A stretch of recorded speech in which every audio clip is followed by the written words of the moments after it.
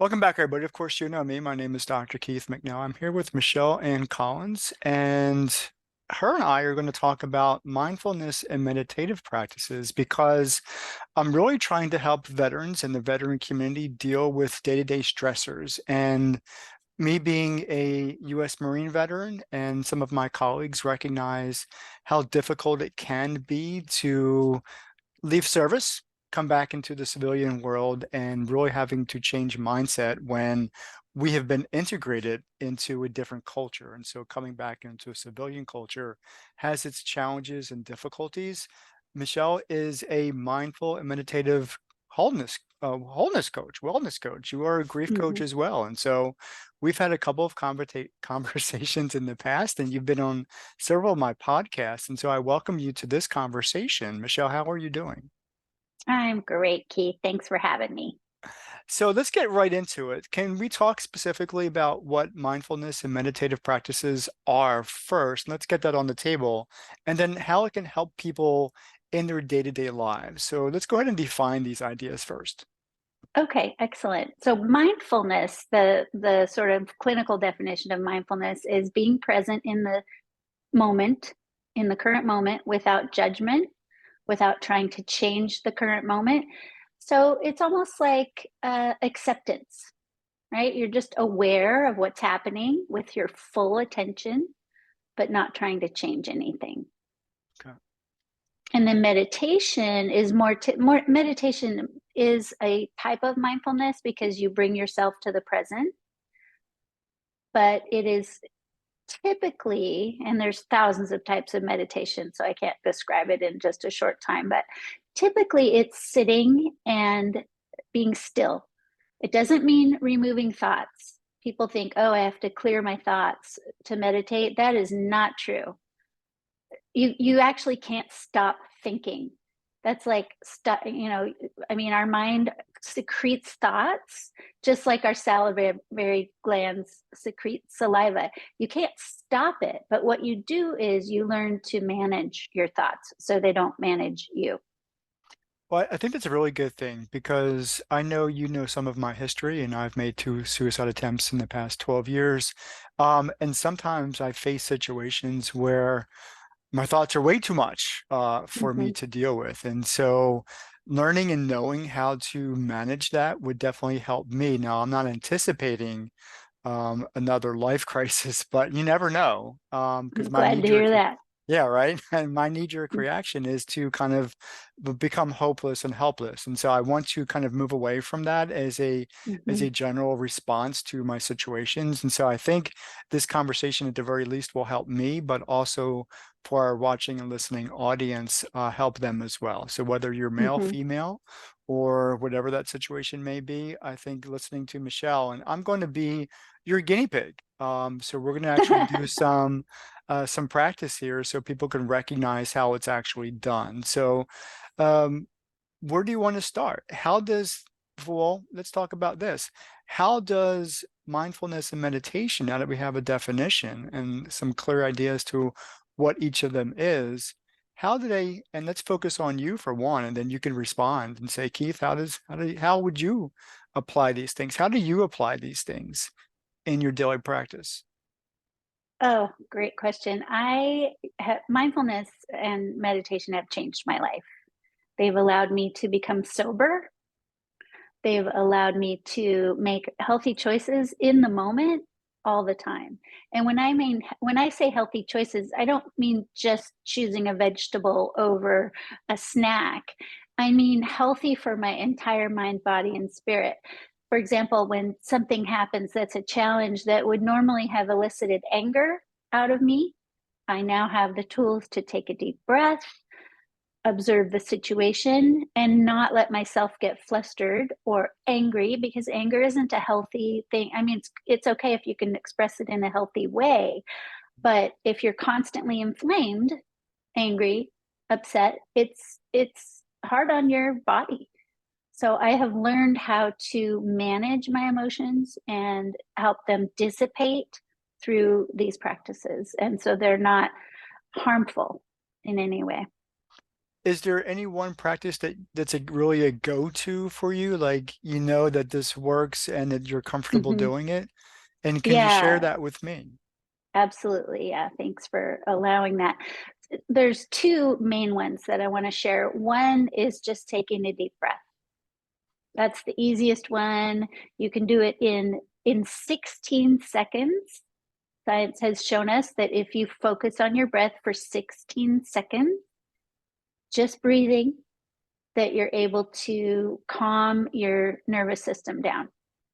Okay, so with me being, like I said, your guinea pig, Mhm. I know I'm breathing right now, otherwise I Right. wouldn't be talking with you, but I think it's more than just that. So am It I supposed is. to be, so talk me It's through this. belly How, breathing. Yeah, okay, belly breathing. So you would first notice your posture and make sure that you're sitting or standing in a way that's not really activated, right? Like check in. Am I holding my hands in fists?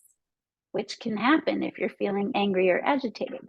And then you bring your hands to your belly and you make sure that, yep, both hands on the okay, front of the belly. okay, You make sure that when you're breathing, there's movement down there. The movement's not up in your shoulders or in your chest, but it's down in the lower abdomen. So you're actually taking a full, deep, some people call it diaphragmatic breath. okay. So, And if you do that even 16 seconds, or any amount that you can, if it's 3 deep breaths, that can really change your situation and bring you into the present moment, calm your nervous system, bring you fully into the awareness of your breath, and hopefully begin to dissipate whatever the challenge in your emotions is. so guide me in this 16 seconds, please. Can you Oh, guide me? okay. Yeah. Sure, yeah, and sometimes people need more to focus on than just the breathing. So I'll guide you in a 4-part breath. So you can leave your eyes open or close them and look down, whatever your choice is that feels comfortable. I like to close my eyes so I can really go inward and feel my breath. Okay. And then my hands are on my belly, like I was saying before. A very slow 4 count inhale through your nose if you can breathe through your nose, because that's a little bit more calming than breathing through the mouth. You hold your breath in for 4 counts, a slow 4 count exhale, and then a hold of your breath out for 4 counts. And then resume your normal breathing. And there's a number of different ways you can do that. Some people, their breath is not the way to go. Some people focusing on their breath or trying to breathe deeply is actually agitating. So we have other practices for those people. Not every practice has to work for every person.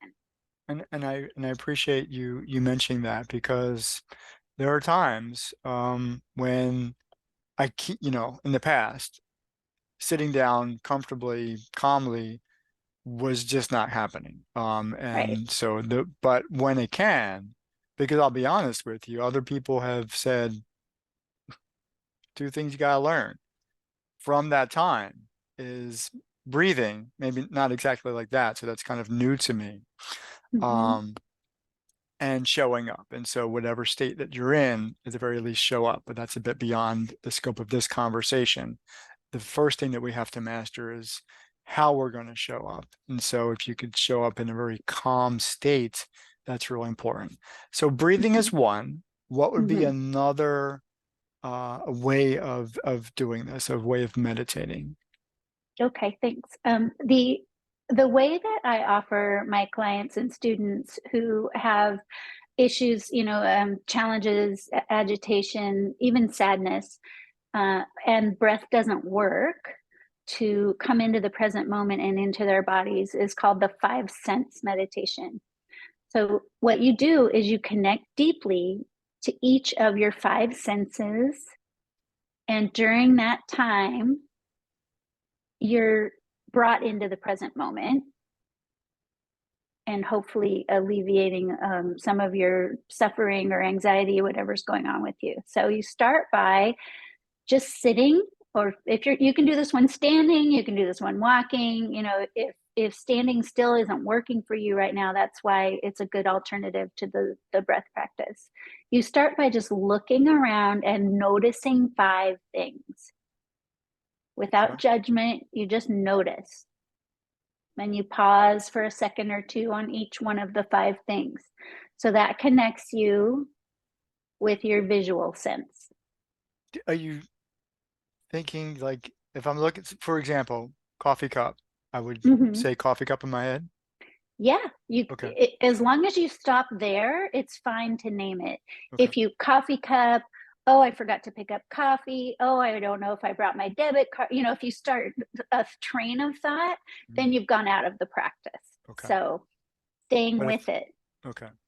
Yeah, you can certainly name it if that helps you to be present, but you don't want to start telling a story about it. Okay. Oh, I All right. got that coffee cup from my friend who, just had a new baby. Oh, I forgot to buy a present for the new baby, so that you get my point. You Right. just want to stay here, So right? I have a book in front of me. I could just think Mm-hmm. book. Okay, cool. Book. Okay. Yeah, exactly. So you start with that, and that brings you present and uses your most active sense unless you're visually impaired, and we can do it. We would modify obviously for that. Yeah. Uh, 5 things. You just look at 5 things. Okay. And then the next one is to feel 4 things. And feeling can be a temperature, like you can feel, oh, I'm hot, I'm cold. You can feel the surface that you're connected with. Even if you're standing, you're still standing on something, right? You can also feel whatever you're wearing, your feet in your shoes, the texture of the fabric that is in your clothes. Um, Anything just to connect to your sense of, My headphones? feeling. Okay. Feel your headphones, yeah. Okay. Just to connect your sense of touch. Okay. Okay, so Can I vision. identify those as I did with the sight Yep, exercise? that'll Okay. work great. Yeah, you Okay. can say hot, cold, rough, smooth, hard, soft, As long as you something like stop at that. each one. Right, just don't write a story about it. Okay. Okay. Right. Okay, so vision and then touch, Okay. and then 3 things we're going to tune into our hearing, Okay. our audio sense. So usually you don't notice anything unless you bring your awareness to it, maybe some background music, but there's always a lot of sounds happening. Even with my noise canceling headphones that I have on right now, I can hear some different things. And so it takes a focused mind to tune in to those different levels of sound. Okay. So you stop and you focus. I usually close my eyes because it helps me to concentrate on what I'm hearing, but you certainly don't have to. 3 things you can hear. It might be a distant neighbor's dog barking. It might be even ringing in your ears, something so close as that. It might be a distant traffic noise, anything like that. Just go from one thing for a second or two to the second thing to the third thing. Okay. Okay. And same thing, you can name it or not, just listen. Well, that's And then, actually, I was wondering because of where we are, other than the hum of my computer here, the other two sounds were outside. And so mhm, for me, it's like I want to identify that now that I can't mhm. literally see it. But that may be outside of the practice here. Yep, you just listen without judgment. That's what mindfulness is. Okay. You can name it or not, but there's a sound. Okay. You can name it sound if you can't identify it, right? Okay. Sound 1, sound 2, and sound 3. And then the next sense that we use is our sense of smell. Okay. Our sense of smell is not uh, often stimulated, especially if we're just sitting at our desks. If you're outside, there's always so many different scents. But if you've acclimated to where you are, it might take a little bit more concentration. Maybe you have some lotion or you washed your hands, so your hands have a scent. If you have a coffee or something like that, you could pick that up and just smell it. And again, without judgment, without trying to tell a story about it, without taking control, just two things you can smell. Okay. And then finally, taste. So it may be that you haven't had anything to eat or drink lately, but usually, even if there's not a taste of a food or a beverage that you can name, there'll be a taste that you can sense, something like sweet or sour, bitter, salty. And even if you can't name it, and it might be tinny, it might be, it could be anything, but whatever that sense of taste that you experience, you Now, focus on that. if you can't put that, if you can't do that in the moment, should you go to do, taste something or no? Should you just think about what something might taste like? Right. So, Yeah. You don't want to go do anything because that's taking you out of the moment, because okay, then you're going and you're looking for something and you're coming into thought and decision making and all that. And what you want to do is just be with what is, okay, what your senses are telling you in this moment. And if your sense of taste is saying nothing happening here, okay, then no taste. That's your experience. okay. And that makes sense. Great Good. question. I appreciate that. So with these two practices, I guess is what we call them, or you call them, Mhm. Mhm. once they're done, and is should I'm always somebody who wants there's an expectation of doing something to completion that, and for me that I want to feel good about it, and sometimes I want to be rewarded. Is there kind of this feeling of completion when you do this, or should you just be in a sense that I'm no longer, frantic or hyper vigilant or whatever brought me to that space that I had to engage in this practice, or am I wrong in that? No, you're not wrong. I think probably the best idea for completion is what you said, that you just feel less frantic, you feel Okay, more grounded, you feel more present. If you're fully present, then you're not going to be suffering as much. okay, cool. So the ideally, if you could take the time to witness how you're feeling before the practice, okay, I am feeling agitated. Even name it. Naming a feeling can lessen its impact on you.